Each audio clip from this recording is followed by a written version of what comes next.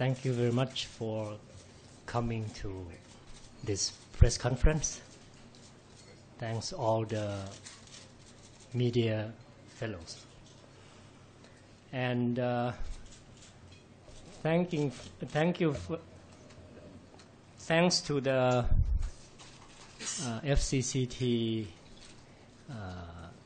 people who helped me, facilitate me the place. Actually, I have to first apologize, FCCT. I called some of the people here, telling them that there'll be a special event here. I didn't tell them in advance, at first, that I was going to be here, because I don't want too many people to know about this. And when it is closer, I told them. I don't even know their names, but I told them that I am going to be here at 2 o'clock. Thank you for not canceling this once they know that I'm going to be here. So what I'm going to do is, I wrote a statement, and I'm going to read the statement first. And after that, I'll be happy to answer all the questions. I think I should be here no longer than 1.5 hours, so about 3:30. I think it should be done. If there is going to be a one-to-one interview, exclusive interview, I'll see if I have enough time, I will also have to see whether or not at the time I will be arrested or not yet. So this is what I'm going to do. The statement I wrote actually originally was in Thai, and I have some of my friends help translate into English. There was some correction that I did on my own, because there were some words that should not be used, like surrender. So I have to change that, because this is not just surrendering. So I'm going to tell you my opinion about what's going on, about the coup, since there's something related to me, something affects me, I am going to tell you what I think, what I'm going to do, and so on. That's basically. I am a slow reader. I have to. Recently, I've been in UNESCO executive meeting, and I had to give a speech. Over there, they have a time limit: 6 minutes, 10 minutes, 4 minutes, and then they have to ring the bell. So my staff decided to help me by writing a shorter paper instead of having me speaking very fast. So I still have a habit of reading rather slow. Forgive me for that.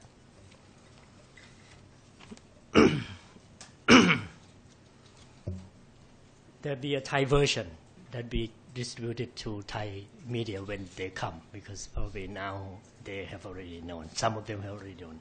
Most of them probably have known by now. Dear fellow citizens who are for democracy, those who have an interest, members of the Thai and foreign press. As we are all aware that there has been a coup d'etat, and then there have also been something involved me before and after the coup. I would like to clarify to the public as follows. Sorry. My views about the coup d'etat. During the past several decades, I have voiced my opinions opposing coup d'etat all along, And during those decades, I have said that no matter how serious the problems confronting the country are, coup d'etat will not be the solution, but will, on the other hand, worsen the problems. When this coup d'etat happened, I still hold the same view and have voiced my dissent with the coup. I would like to stress here that coup d'etat is in itself an abrogation of democracy. Therefore, it cannot possibly create rules that will improve democracy. On the other hand, it will make those rules that are undemocratic even more undemocratic. Coup d'etat is not a solution to the problems or conflicts in Thai society, but will make the conflicts even worse. It is also a great concern that if those with authority cannot handle the problems well, it may lead to violence and greater losses. Coup d'etat is an undemocratic process that the majority of the world and Thais do not accept, and it will have a negative impact on the country's image and to international cooperation with other countries, thus aggravating the country's own economic problems. As for the excuse that there had been many conflicts in Thai society together with violence and great losses, that the military leaders had to declare martial law and stage a coup d'etat. The military leaders, in fact, could have chosen other alternative from the very beginning. That was to cooperate with the government in law enforcement with equal justice to all parties. If they chose to do that, the situation would not have been worsened and turned to be an excuse for staging a coup. The reasons I have not reported to the NCPO. I have explained to the press that as I did not accept the coup, I could not report to those who staged it. In addition, I'd like to add that I've been of this view, which I also expressed to several cabinet members and to the public, that the declaration of martial law was against the Constitution and against the Martial Law Act itself, since there had never been a royal proclamation. As for the coup, prior to the royal proclamation appointing General Prayut as head of NCPO, it could not be claimed that the coup had not been accomplished. All acts by General Prayut and his colleagues in taking power are therefore against the Section 68 of the Constitution. All the orders by the NCPO prior to the royal proclamation to appoint the head of the NCPO will therefore not be legitimate. This will be easily seen by the fact that there will soon be an amnesty for all the acts of the NCPO prior to the royal proclamation of the head of NCPO.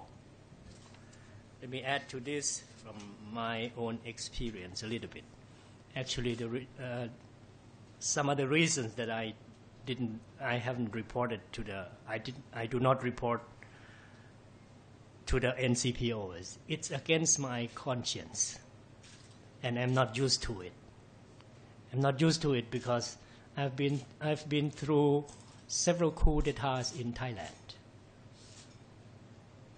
As a student activist, as a member of parliament, and as a minister. None of the coup makers had ordered me to report to them before. So I'm not used to this kind of reporting. And in the past, there was some incident that took place when some military announced that they have already staged a coup. they order a lot of people to report to them. But without royal proclamation, after some days, a few days, they lost. The coup failed. And the people who reported to them or cooperated with them were put in jail. I have this experience. I remember this. General Prayut and his fellows probably didn't know about this kind of thing because he was very young at the time. Probably he is 1 year older than me. He was very young at the time. I was also very young at the time, but I was involved in politics then. So I have all this memory. There's a very good reason for not reporting to the coup makers. So continue back to my statement. Okay, let me read, even though it's repetition. In the past, when there had been attempted coups followed by orders of various people to report to them, they had no royal proclamation appointing those coup leaders in power. They would turn out to be rebels.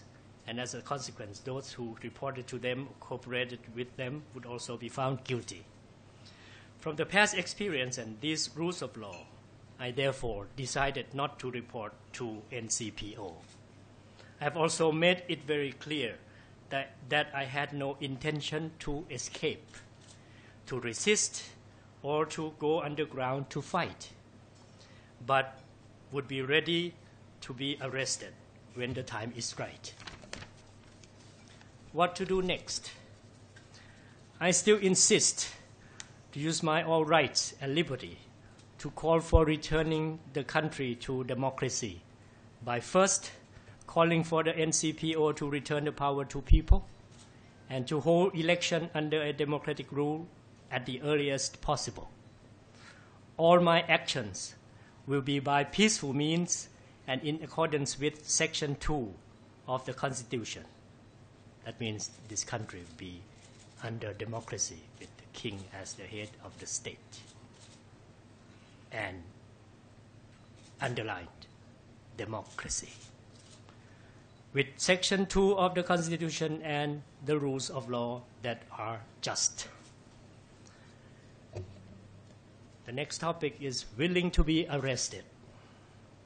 I have said that I would be ready for the NCPO to take me or arrest me at the right time.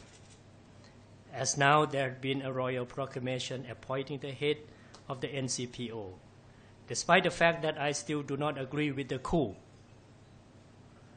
But I am aware that the NCPO has now the power according to the Thai law in several matters, and therefore am ready to be arrested by the NCPO for further actions as appropriate. I have chosen to express my opinions according to the principle of civil disobedience, and therefore am ready